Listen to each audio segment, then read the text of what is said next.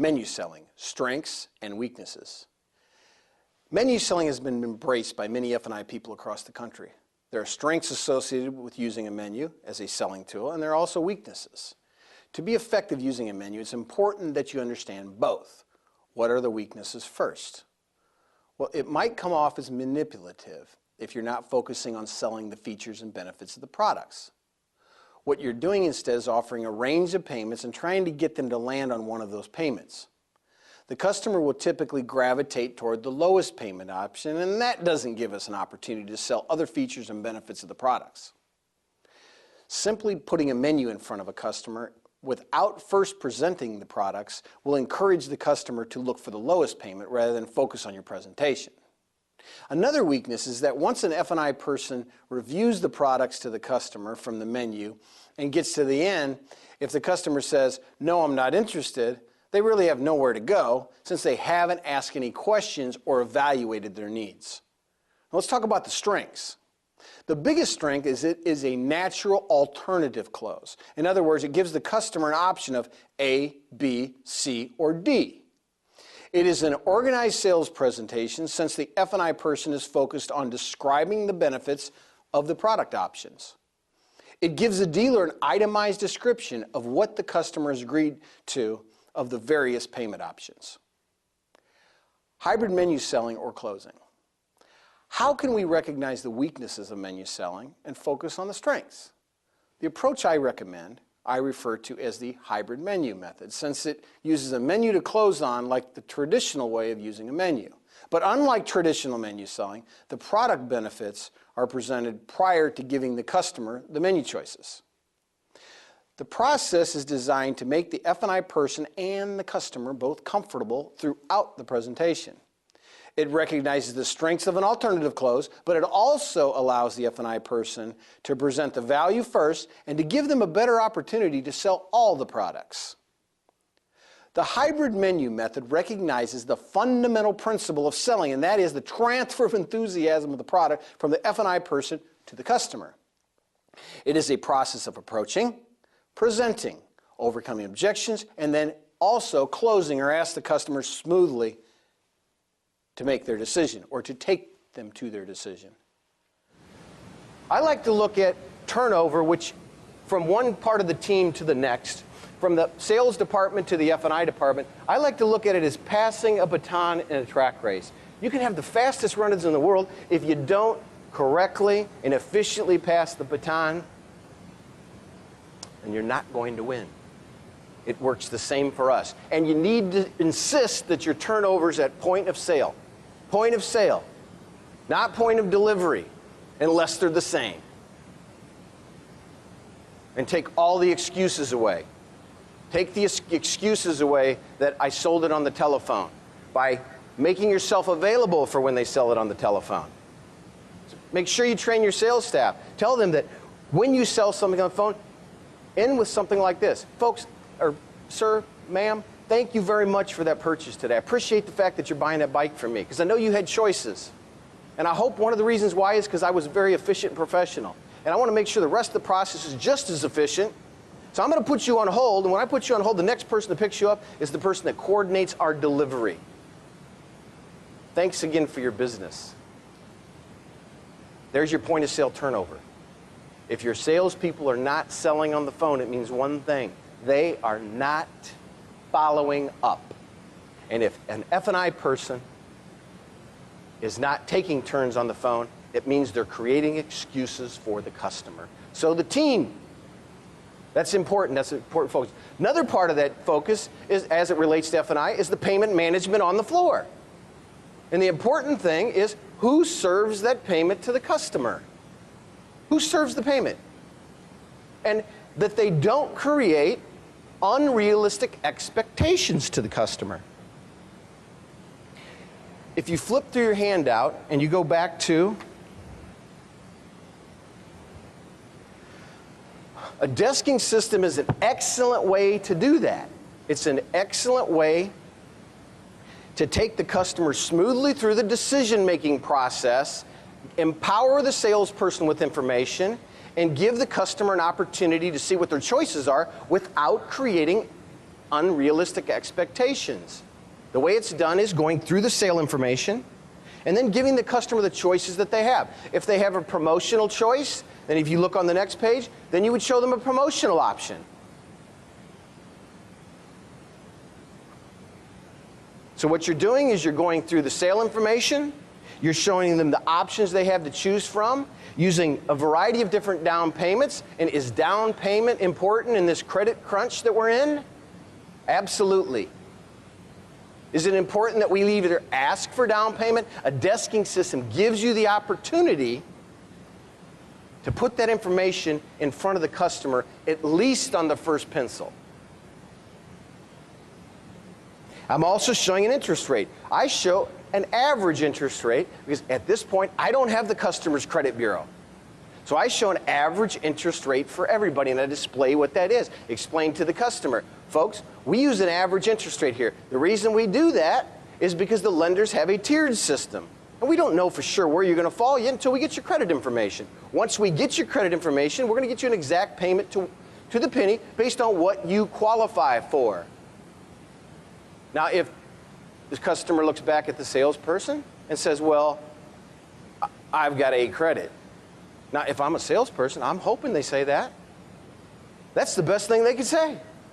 Because I'm saying, excellent, let's verify that. Let me get some credit information for you, and then I will get you an exact payment to the penny based on what you qualify for. Now, in that scenario, is it the best thing for F&I? When that happens, it will only happen about 10% of the time that they actually will get you the credit information at that time.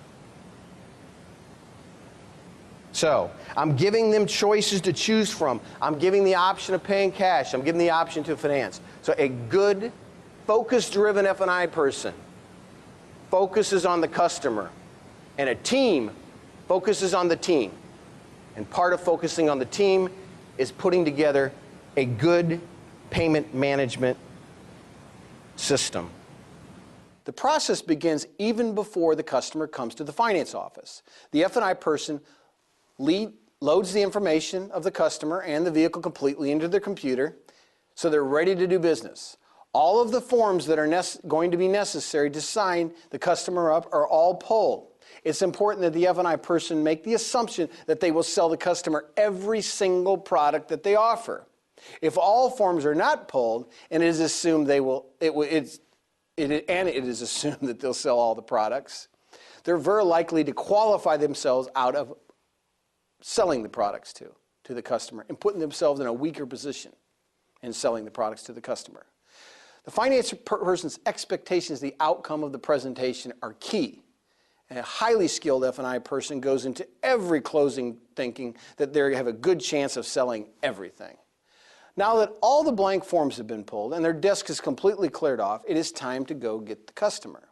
Yes, I said go get the customer. It should be incorporated in the process that no matter where the customer is at the dealership, that the sales team or sales staff is trained to announce to finance that someone is here to see them so they can come out and get them. This does three things for the F&I department. First, it ensures that the customers are not just dropped off in unannounced. Second, the finance person is always prepared and in control of the sale. And third, the finance person has the time from the salesperson's desk or the lobby to the F&I office to approach the customer and then build rapport. Presentation. Before you present, you must have rapport, and you must also break preoccupation.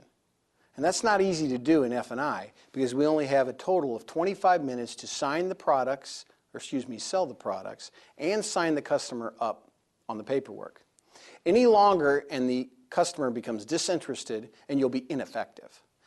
That being the case, we need to build the rapport and preoccupation breaking into the process. Mr. or Mrs. Customer, this will not take a lot of your time.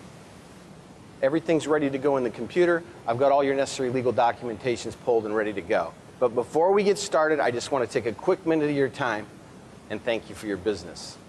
Now, actually, the dealer here requires that I do this. And you know why he does? It's because we know you had a choice. We know you had a choice to buy your bike from us today, or you could have bought it from somebody else.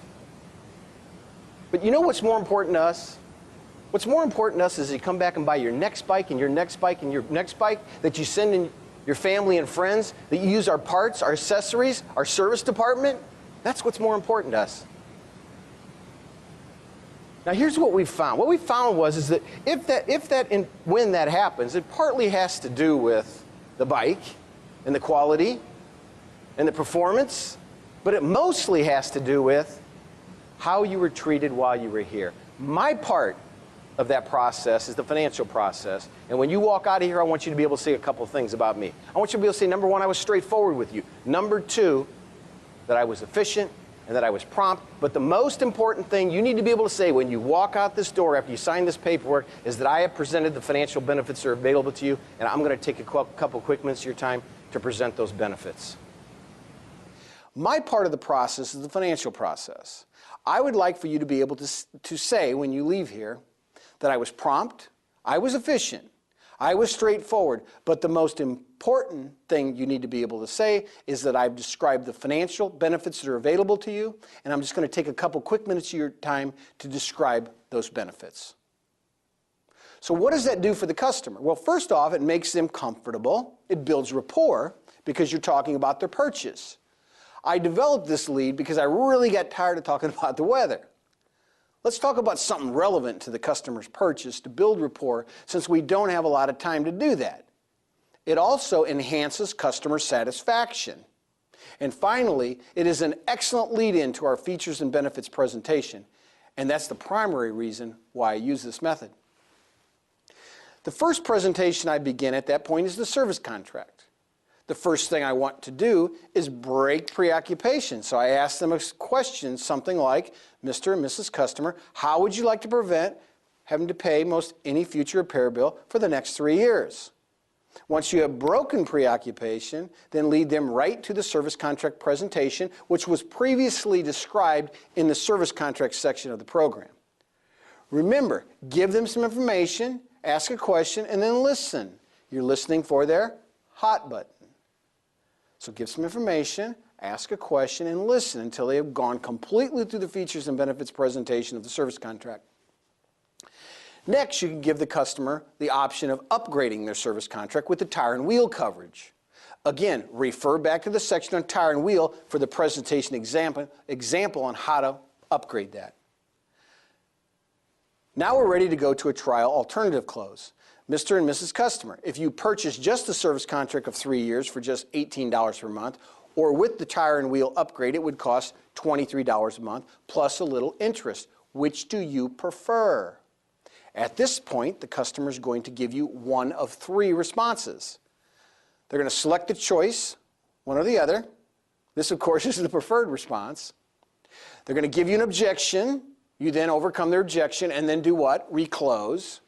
Or they're going to ask you what's the payment would be. Because I haven't brought the payment up at this point, have I? When the question of payment comes up, say, I'll get to that in just a moment, but let me briefly describe the other benefit packages that are available, and I'll break out the payment options for you. The customer already knows that the base payment without the options, because that was already quoted prior to them agreeing to purchase their unit. There are 3 parts to loan protection, which is the second part of my presentation. The first option is life insurance, which has a benefit to pay off the loan in the event of your passing.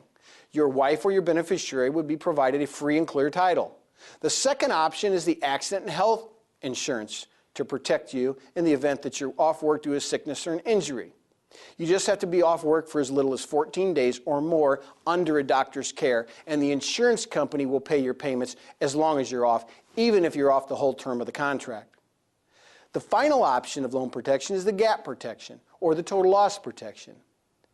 What that pays is in the event that your vehicle is totaled or stolen and unrecovered, your insurance company will pay fair market value of your bike. Since you're financing 100% of the sale price, there is very likely to be a significant difference between that, what the insurance company settles for, and what the payoff actually is. Total loss protection pays that difference, and in addition to that, it will pay up to $500 of your deductible. Mr. and Mrs. Customer, Let's evaluate your payment choices to help you choose what products or packages work well for you. This is the point that you completely review that menu, which includes the sale information, the payment choices, the interest rates, the terms, and all other relevant payment information. The hybrid menu method allows the F&I person the flexibility to review the complete benefits of the products prior to presenting the payments and terms. The customer can focus on your product presentation and then evaluate your choices. It is an excellent way to combine good visual product descriptions and the importance of the alternative close while ensuring compliance. Close. And closing on a menu, I think we've found, is the best way to go. It's the best way to go from compliance. It's the best way to go for profit. It's the best way to go for flexibility. But if I'm a dealer, I'm requiring a menu, and I'm requiring an electronic menu.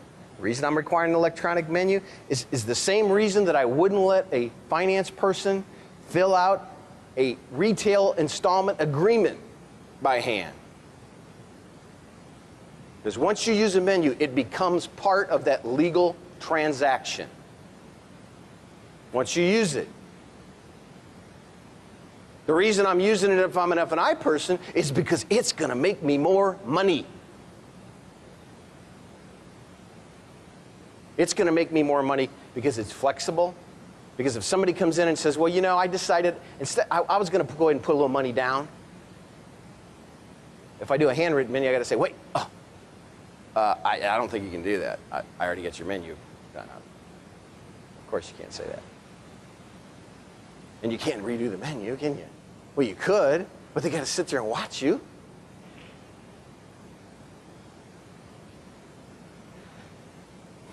So if you flip back in the handout, there's some examples of some menus. And I want you to go back to the second menu first. I'm going to go back to the second menu first. This is a standard menu. This basically is showing the options that I presented to them, and I said the options that I presented to them. I suggest you use a menu at the end of the presentation, not sell from the presentation. If you sell from the presentation, you pull this out right away and say, folks, I want to go over some options for you. First, I'd like to talk to you about a service contract. What does the customer do immediately? They start looking around. They start saying, well, wait. And then they start seeing there's payments on here. You just lost them. You lost them. Now they're saying, well, where's my payment at? Let me find a lower one. Oh, here we go. That's the one I wanted. I need them to look at me, don't I? I want them looking at me. So I give them options to choose from to make their decision. The menu is an excellent alternative close. You flip back to the first menu. This is an example of a menu on a deal that you've been capped. Now, we're getting capped nowadays, aren't we? So what does the average F&I person do? Not you people. The average F&I person do? They just present them enough products that they have enough room for. Instead of giving them all their options and letting them choose based on how much additional down payment they got to come up with. Now, am I saying that everybody's going to start stroking a bunch of checks and buying all your products? No. What I am saying is this makes you more compliant because you gave them the opportunity to buy, and it also gives you a chance. Maybe they'll come up with $708 and take the silver package. So you can use one of this for if you're capped on the payment, if you're capped on the amount financed, or if you're capped on the sale price or the NADA retail. Now if we flip back the next menu, the third menu in, that's an example of a promotional comparison. That compares what it would be if they go with the promotion or if they went with an installment loan. I caution you on using this. You need to be a seasoned professional before you pull this out and know exactly what customer you are dealing with, because you could end up talking a customer out of buying the bike, and I strongly encourage you against that. You don't want the customer to think, well, I came in to buy a $99 bike. Now you're telling me that I really need to pay $350? Big mistake. Nobody on the sales team will like you if you do that. So what you want to do is, if you have a situation where a customer is kind of on the fence how they want to go, this is a good way to show them. Because let's face it, what's a better way for the customer?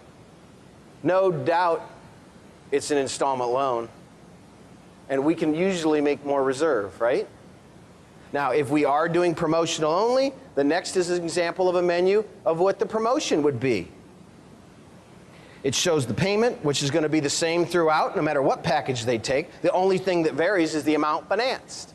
And then you just show them what the amount finance is, and then make sure that you show that the terms of the promotion are listed on the menu. You flip back one more form. This is an example of a product disclosure form, which shows the products accepted and the products declined. Gives you does two things. Number one, it makes you compliant, because now you've given them the option. You've shown them what's available to them. They're signing off on what they've selected.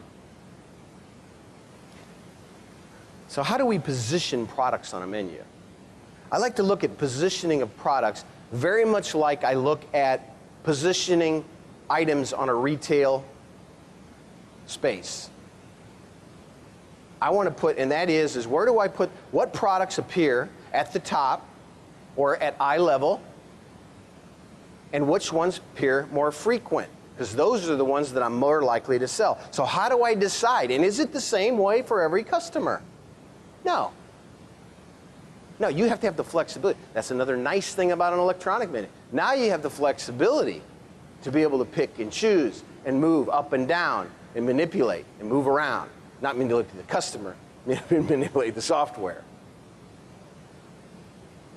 So which ones appear most and which ones appear most frequently? Well, first, the ones that you believe in. The product you believe in is the one you will be best at selling. I promise you that.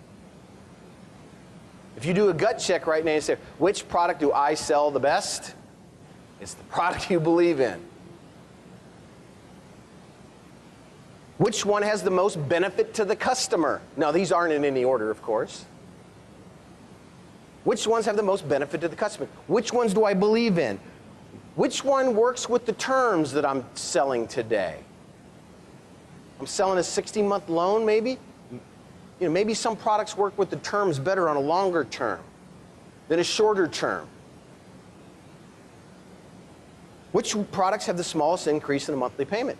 Of course, profit is a consideration.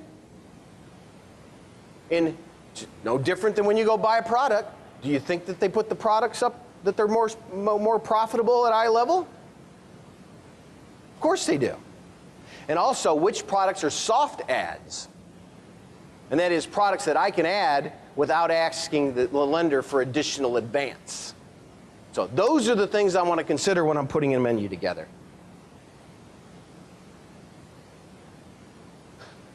So, the 5 focus factors require that you focus on all those things. Now, how do I become focus driven? This isn't easy.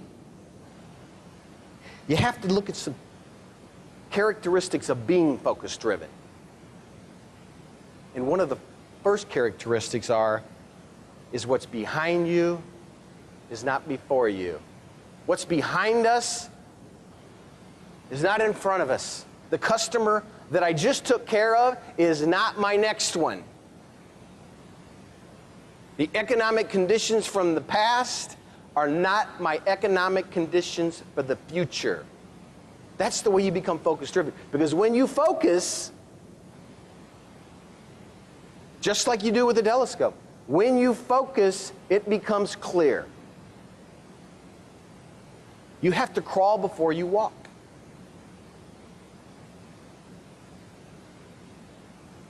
You can't just will it. It doesn't just happen. If you're doing 300 per retail right now and you want to do 9, you can't will it.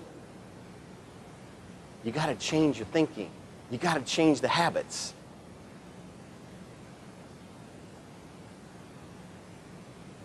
Every challenge, you need to look at that there is a silver lining. In other words, look for a way to succeed. Look for the positive. Learning is within you. You need to realize that. Learning. I can learn to do this. This might be more difficult than what I've done in the past. It might take a little more work. Being focus driven, just like being positive. It's not easy.